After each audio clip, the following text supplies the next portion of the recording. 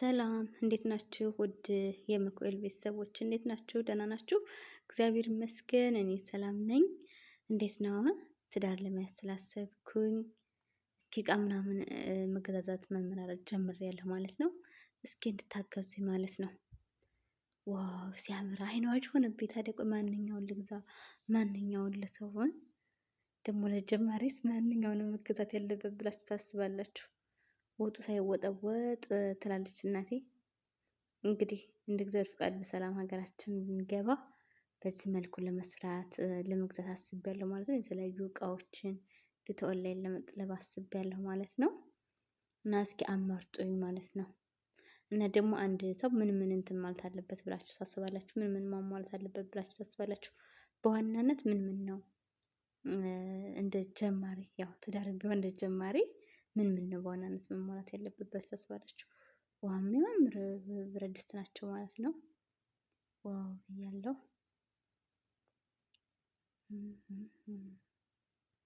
እና እንዴት ነው የሚያወጣ ይመስላችኋል? አሁን ያው ሁሉ መግዛት ወይስ ቀስ በቀስ ነው? አንድ ብረት ድስት ድሮ ማለት ነው አንድ ብረት ድስትና አንድ ድስት ነበረ እንትን የምንለው ማለት ነው።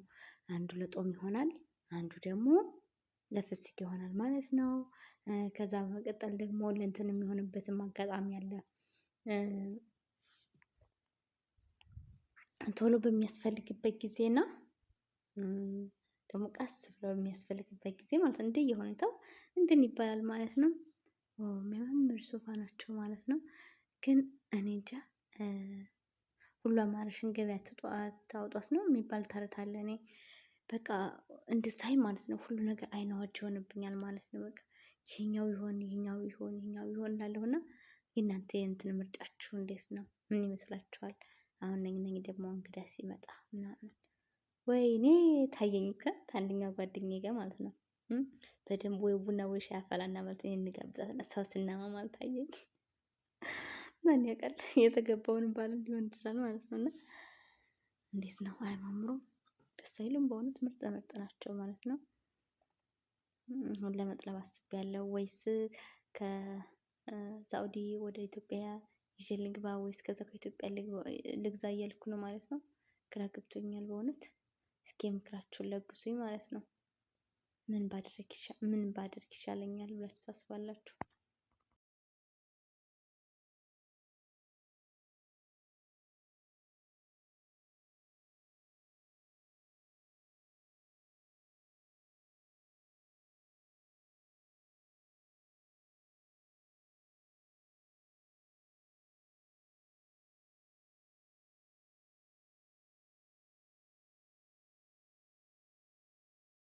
ምርጥዬ ሽንኩርት መፍጫ ነው ማለት ነው።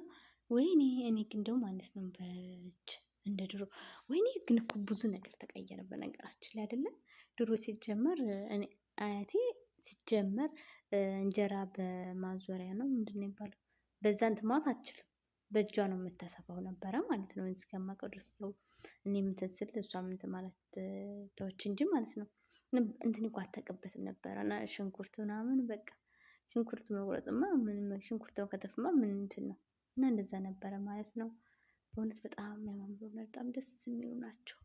ግን የአይን አዋጅ የሚሆንብኝ ነገር ማለት ነው።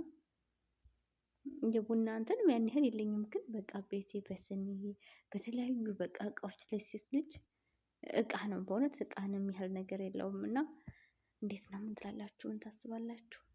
ምርጥ ምርጥዬ ናቸው ማለት ነው። አይን አዋጅ የሚሆኑብኝ ነገር ብቻ ነው የተቸገርኩት ማለት ነው።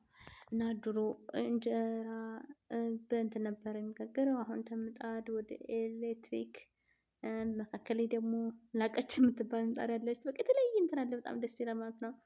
ድሮ እህል የሚፈጨው በእጅ ነበር፣ በወፍጮ ነበር። ከዛ ወደ ወፍጮ ተመጣ አላቅም ብቻ አለም ቀስ ቀስ እያለች እንትን እያለች ነው ማለት ነው። ደስ የሚል ነገር ነው። እንግዲህ እስቲ እናያለን።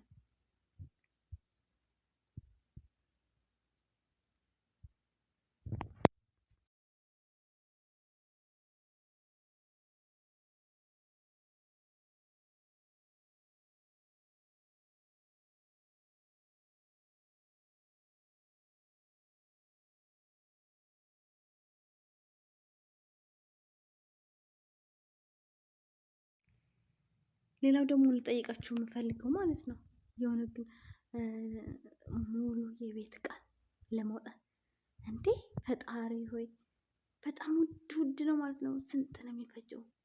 ሙሉ የቤት ዕቃ እንትን ለማለት ማለት ነው። ኧረ በስመ አብ እንዴት ይሆናል ይከማ ለምንድን ነው ግን የማንተሳሰበው? እየተሳሰብን እንጂ ወግ